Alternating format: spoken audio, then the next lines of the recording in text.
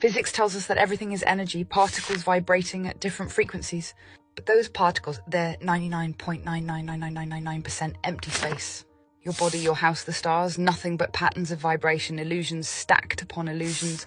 So why does it all feel real? Because your brain is a machine that deciphers signals, stitching them into the hallucination you call life. The moment you were born, you were given a frequency cage, your consciousness trapped inside an avatar of flesh. But some people escape.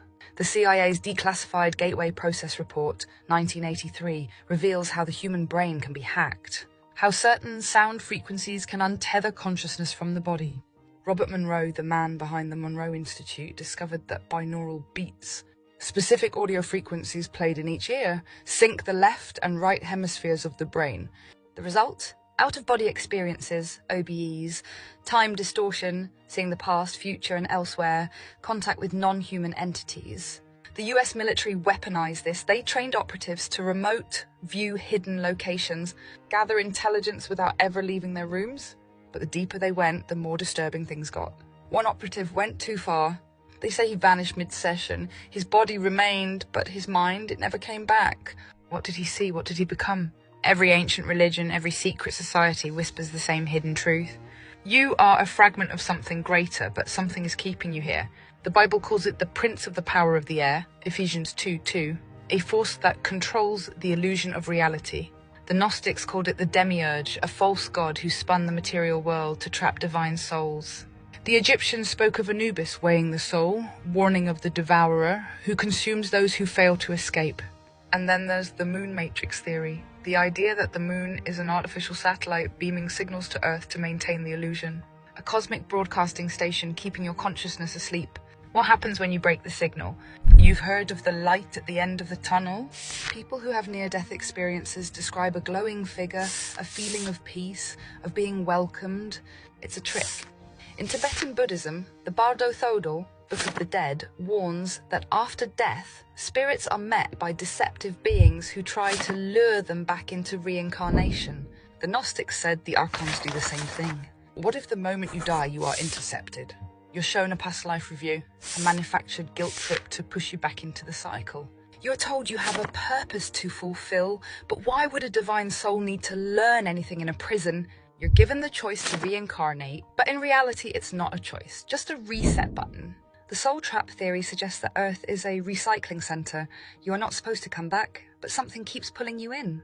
How do you escape? You have to wake up before you die. You feel it, don't you? That nagging sensation that something isn't right, that this world doesn't make sense, that time is accelerating, that reality is shifting in ways you can't explain because they are losing control. Massive energy spikes in the Schumann resonance, the Earth's electromagnetic heartbeat, suggest that reality is literally vibrating at a higher frequency. More people are reporting glitches in reality, doppelgangers appearing, time loops, objects shifting locations.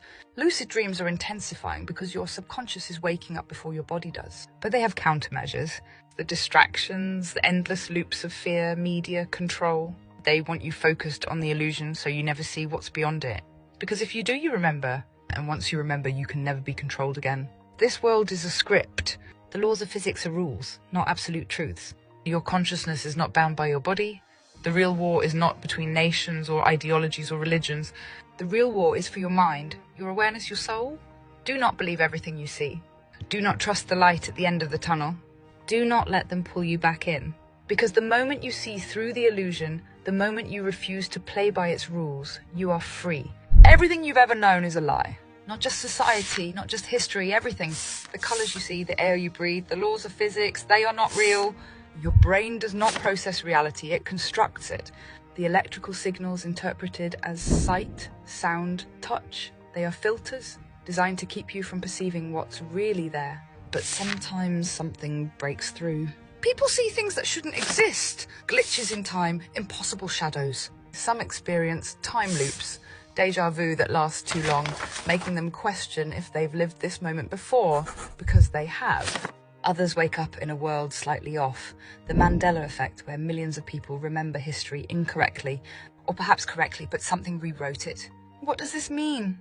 That we are inside a construct, a controlled simulation so convincing that most never question it. But those who do, they start to see the cracks. There are things in this world that should not be here.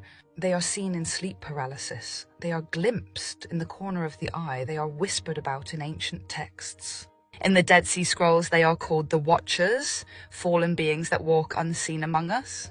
In Sumerian mythology, they were called Anunnaki, entities that shaped human civilization and control it still.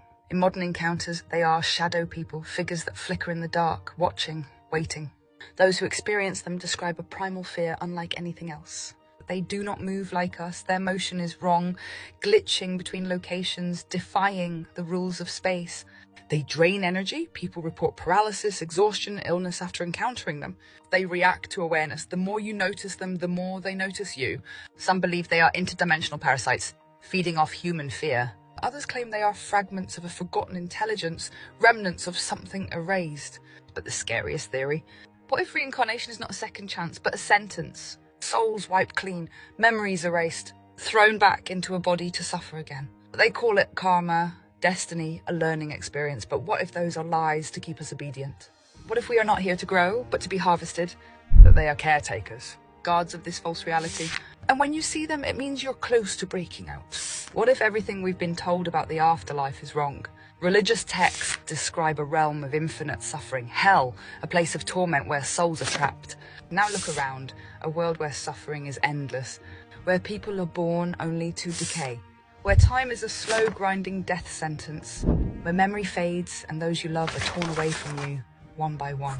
What if we are already in hell? What if Earth itself is a prison? Some ancient texts hint at a forgotten war, a rebellion in the higher realm. They are shown their life's mistakes, made to feel guilt. They are told they have a mission to complete. They agree to reincarnate without question. But what if the mission is a lie? What if you are just fuel for something older than time? Every civilization has a story of a cosmic predator, something that feeds on human souls. The Gnostics called them archons, inorganic entities that feed on human pain. The Tibetan Book of the Dead warns of beings pretending to be guides, tricking souls into reincarnating.